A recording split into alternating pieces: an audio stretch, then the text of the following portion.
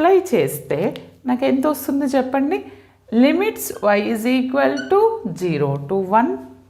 Upper limit means root y minus of lower limit y square into dy. ఇప్పుడు నేను in terms of y integration చేస్తాను. In terms of y integration చేస్తే ఏమవుతుంది చెప్పండి. Root y అంటే y to the power of 1/2 కదా. దీన్ని నేను ఇంకొక స్టెప్ రాస్తాను చూడండి. y is equal to 0 to 1 y power 1/2 y square dy. ఇండివిజువల్గా ఇంటిగ్రేషన్ చేసి లిమిట్స్ అప్లై చేద్దాం. అప్పుడు నాకు ఇది ఎంత వస్తుందంటే y to the power of n అంటే y to the power of n plus 1 y to the power of 1/2 plus 1/2 plus 1 minus y2 plus 1/2 plus 1 next y to the power